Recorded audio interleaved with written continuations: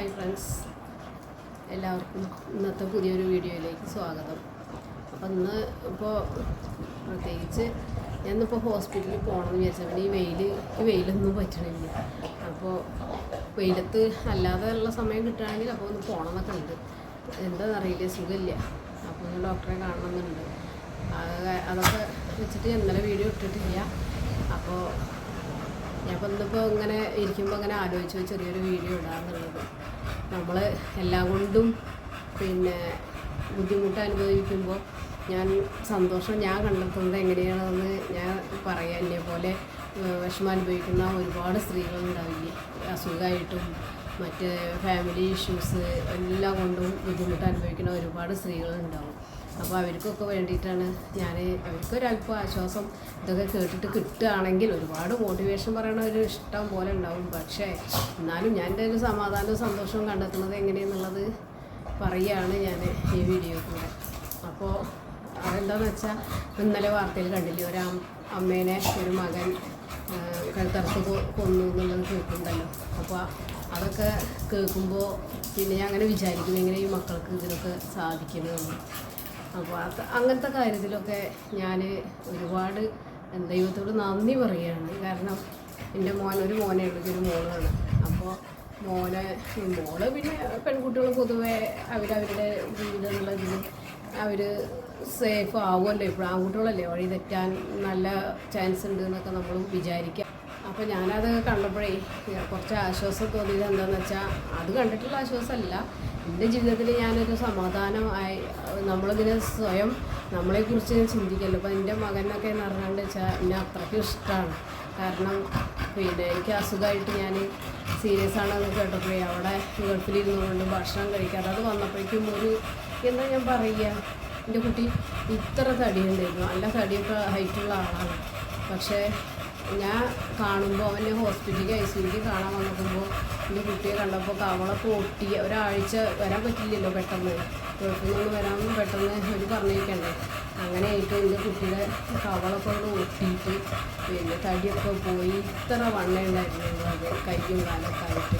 ഇവിടെ ഞാൻ എൻ്റെ ഡിസ്ചാർജ് ചെയ്തിട്ട് കുറച്ച് കഴിഞ്ഞിട്ടാകുമ്പോൾ, പക്ഷെ പോകുമ്പോൾ ആൾ ഓക്കെ ആയിരുന്നു.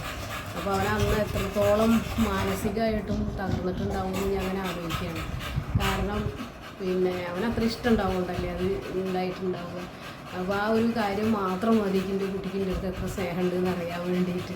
കാരണം അവിടെ ഭക്ഷണം ഞങ്ങൾ പിന്നീട് അറിഞ്ഞു, അതൊക്കെ ഭക്ഷണം കഴിച്ചിരുന്നില്ല. അത്ര ഓഫീസിൽ വന്ന വർക്ക് ചെയ്യാൻ അവന് വയ്ക്കുക, അവന് സീരിയസ് ആണ്. അപ്പോൾ ഹോസ്പിറ്റലിൽ എപ്പോഴും ഡോക്ടേഴ്സിൻ്റെ അടുത്ത് വിളിക്കും. അപ്പോൾ ഡോക്ടേഴ്സ് പറഞ്ഞു അവൻ്റെ അടുത്ത് വരികയാണ്, വന്ന് കണ്ടുപോയിക്കോളൂ അമ്മേനെയെന്ന്. അപ്പോൾ ആൺകുട്ടിയല്ലേ വെച്ചിട്ടാവും ഡോക്ടർമാർ അങ്ങനെ പറഞ്ഞിട്ടുണ്ടാവില്ല. പക്ഷേ ഇവനും ഞാനും അത്രയും അറ്റാച്ച്മെൻ്റ് ആണെന്നോ അല്ലെങ്കിൽ അവൻ അത്രയും വിഷമാവുന്നൊന്നും ഇപ്പോൾ ഡോക്ടർമാർക്ക് അറിയില്ല, അവർ തുറന്ന് പറയില്ല.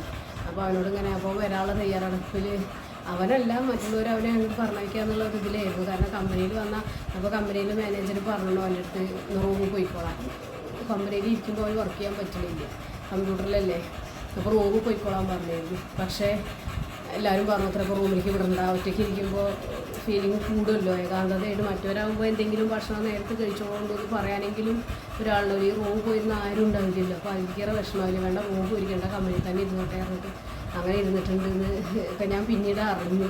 അപ്പോൾ ഞാൻ അങ്ങനെ ആലോചിക്കുക, എന്താ ഈ കുട്ടികളൊക്കെ ഇങ്ങനെ സ്വന്തം രക്ഷിതാക്കളെ ഒരു സ്നേഹമില്ലാതെ ആവണേ, ഈ ലഹരിക്ക് അടിമയായിട്ടാണ് അതൊക്കെ ആവണത്. എല്ലാ കുട്ടികളും നല്ല കുട്ടികളായിട്ട് ജനിച്ച കുട്ടികൾ തന്നെയല്ലേ.